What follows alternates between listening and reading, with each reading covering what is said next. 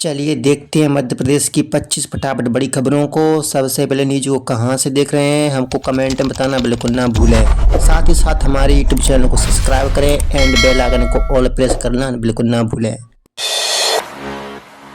Doctor Mohan Yadav की सौगात। Indore Pithampur corridor में किसानों को 60% जमीन, बढ़ेंगे रोजगार। इंदौर पीथमपुर इकोनॉमिक कॉरिडोर परियोजना से विकास और किसान समृद्धि को नई रफ्तार मिलने जा रही है।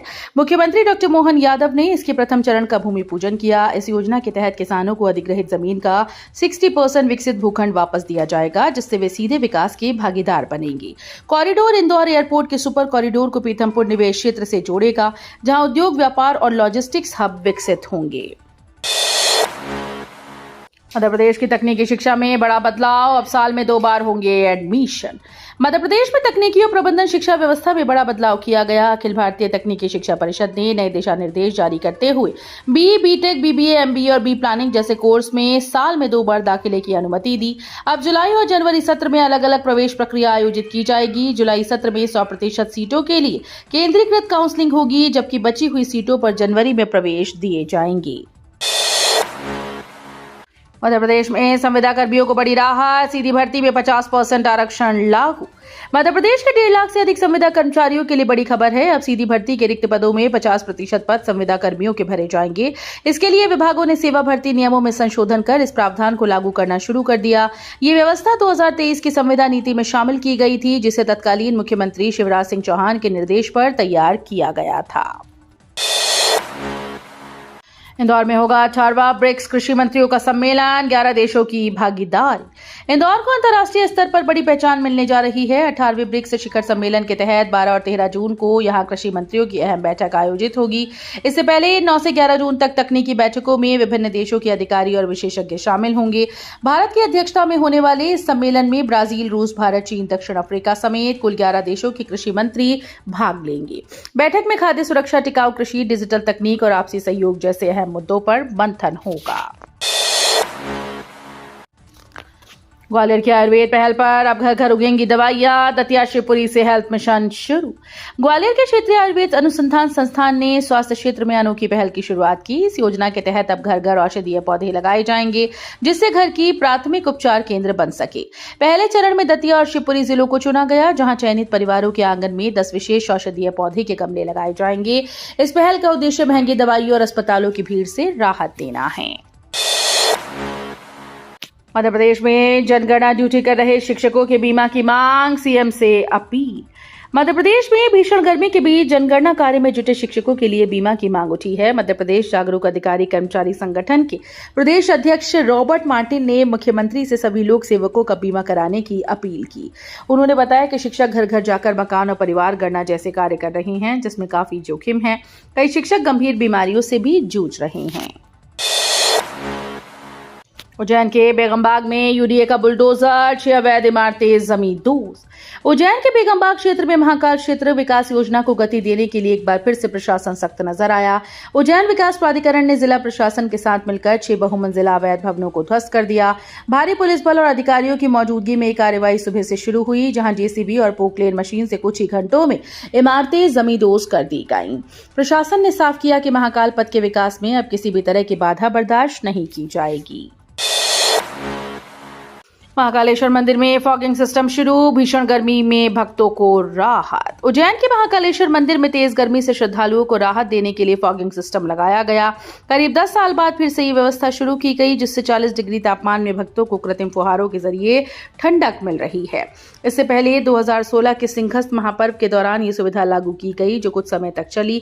मंदिर प्रशासन लगातार मौसम के अनुसार श्रद्धालुओं की सुविधा के लिए विशेष इंतजाम कर रहा है, जिससे दर्शन व्यवस्था और भी सुगम बन सके। ग्वालियर हाईकोर्ट खंडपीठ का निर्देश, बिल्डर की लंबी जीएसटी पर 30 दिन में फैसला। मध्य प्रदेश हाईकोर्ट की ग्वालियर खंडपीठ ने हकीम सिंह बिल्डर्स और कॉन्ट्रैक्टर्स प्राइवेट लिमिटेड की याचिका पर अहम निर्देश दिए।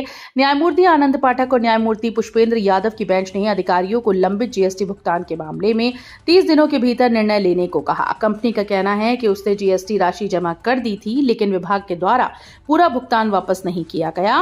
कई बार आवेदन देने के बावजूद कार्रवाई न होने पर कंपनी ने कोर्ट का रुख किया।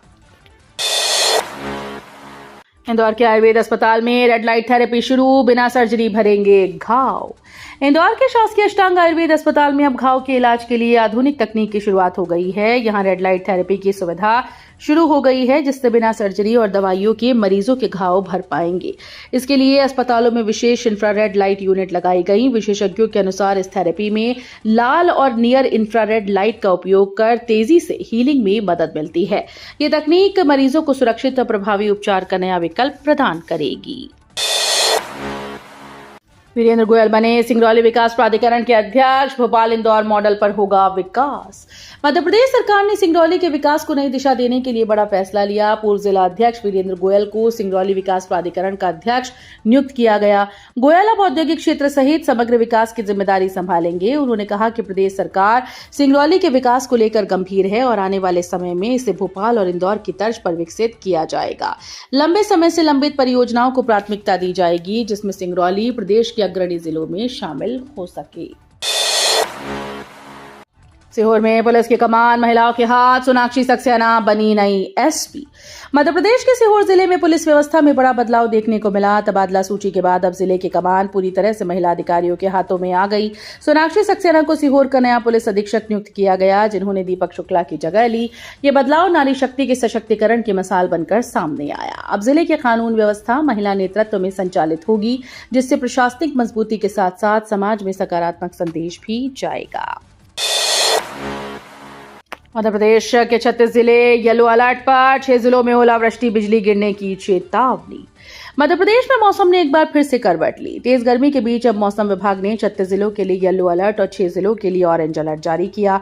दतिया, भिंड, रीवा, छतरपुर, टीकमगढ़, निवाड़ी में तेज आंधी, ओलावृष्टि, बिजली गिरने का खतरा जताया, जहां हवा की रफ्तार 70 किलोमीटर प्रति घंटे तक पहुंच सकती है। वहीं अन्य जिलों में भी तेज हवा और बारिश की संभावना है।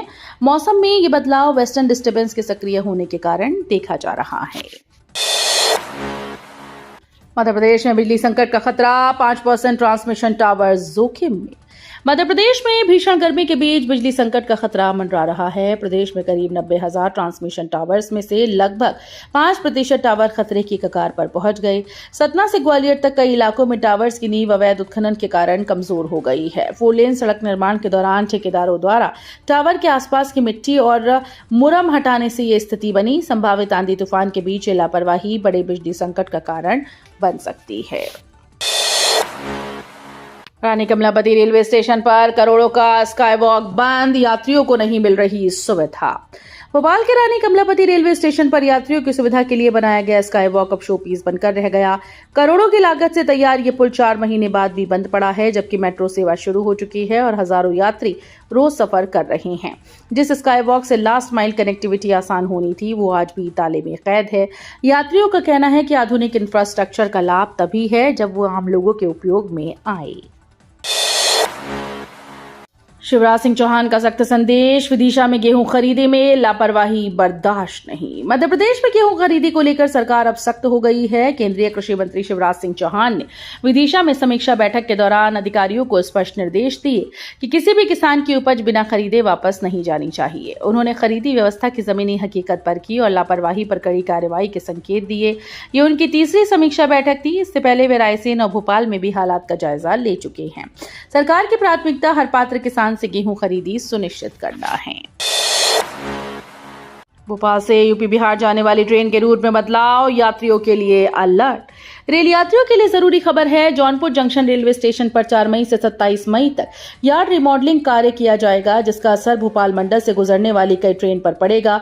करीब 24 दिनों तक चलने वाले इस काम के चलते यूपी और बिहार जाने वाली कई ट्रेन के रूट अस्थायी रूप से बदल दिए गए। रेलवे ने यात्रियों से अपील की है कि यात्रा से पहले अपनी ट्रेन की स्थिति और मार्ग की जानकारी जरूर कर लें। जबलपुर क्रूज हादसा, मृतकों का आंकड़ा 13 पहुंचा। चौथे दिन मिले चाचा भतीजे के शव। जबलपुर के बग्गी बांध में हुए दर्दनाक क्रूज हादसे में मृतकों की संख्या बढ़कर 13 हो गई। हादसे के चौथे दिन चलाए गए सर्च ऑपरेशन में लापता चाचा भतीजे के शव बरामद किए गए। एनडीआरएफ और एसडीआरएफ की टीम लगातार राहत और बचाव कार्य में जुटी है। इससे पहले भी कई शव बरामद किए जा चुके हैं। इस घटना ने पूरे इलाके को झकझोर कर रख दिया। प्रशासन ने मामले की जांच शुरू कर दी और हादसे के कारणों का पता लगाया जा रहा है। शिवराज सिंह चौहान की सुपारी का आरोप, पूर्व विधायक पर एफआईआर। मध्य प्रदेश के विदिशा जिले में सनसनीखेज मामला सामने आया। पूर्व मुख्यमंत्री और केंद्रीय मंत्री शिवराज सिंह चौहान की हत्या की सुपारी देने के आरोप में एक पूर्व विधायक पर एफआईआर दर्ज की गई। ये मामला तब उजागर हुआ जब एक किसान ने आत्महत्या से पहले वीडियो बनाकर गंभीर आरोप लगाए। वीडियो सामने आते ही प्रशासन में हड़कंप मच गया। पुलिस ने मामले को गंभीरता से लेते हुए जांच शुरू कर दी। वहीं इस पूरे घटनाक्रम ने प्रदेश की राजनीति में भी हलचल तेज कर दी। मध्य प्रदेश में यूसीसी की तैयारी, जनसंवाद से बनेगा माहौल। मध्य प्रदेश में समान नागरिक संहिता लागू करने की तैयारी तेज हो गई है। सरकार मानसून सत्र में इससे जुड़ा विधेयक पेश कर सकती है। इसके लिए प्रारूप तैयार करने को समिति का गठन पहले ही किया जा चुका है।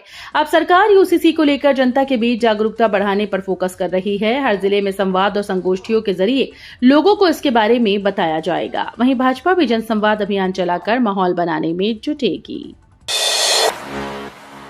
एमपीपीएससी परीक्षाओं में एआई निगरानी, 30 सेकंड रुकते ही अलर्ट।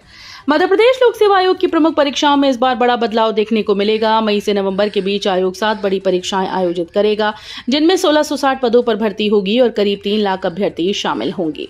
पारदर्शिता बनाए रखने के लिए परीक्षा केंद्रों पर आर्टिफिशियल इंटेलिजेंस से निगरानी की जाएगी। नई व्यवस्था के तहत यदि कोई पर्यवेक्षक किसी अभ्यर्थी के पास 30 सेकंड से अधिक रुकता है तो तुरंत अलर्ट जारी हो जाएगा।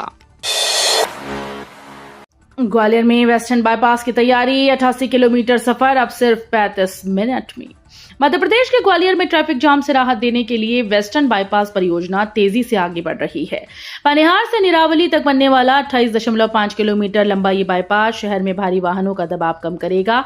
करीब 1347 करोड़ रुपए की लागत से बनने वाली इस सड़क से 88 किलोमीटर का सफर महज 35 मिनट में पूरा होगा। ये परियोजना न केवल यातायात को सुगम बनाएगी बल्कि ग्वालियर के पश्चिमी क्षेत्र को औद्योगिक और आर्थिक हब के रूप में विकसित करने में अहम भूमिका निभाएगी। मध्य प्रदेश हाईकोर्ट का बड़ा फैसला, अतिथि विद्वानों को छोड़ना होगा पद।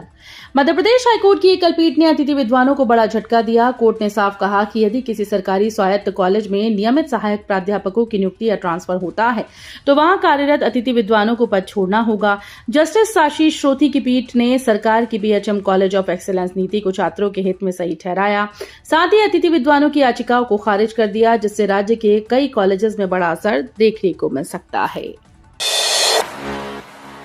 मध्य प्रदेश में बड़ा पुलिस फेरबदल, 62 आईपीएस ट्रांसफर, 7 एसपी मुख्यालय अटैच। मध्य प्रदेश में देर रात बड़ा प्रशासनिक फेरबदल किया गया, जिसमें 62 आईपीएस अधिकारियों के तबादले हुए। इस आदेश में जनवरी 2026 में पदोन्नत हुए 7 पुलिस अधीक्षकों को अब मुख्यालय में पदस्थ किया गया। वहीं बेहतर प्रदर्शन के आधार पर 5 एसपी को दोबारा जिलों की जिम्मेदारी सौंपी गई। सिंगरौली बैंक डकैती के बाद एसपी मनीष खत्री को हटाया गया, जबकि गुरुकरण सिंह की 8 माह में वापसी हुई। इस फेरबदल को प्रशासनिक कसावट और कानून व्यवस्था मजबूत करने की दिशा में अहम कदम माना जा रहा है।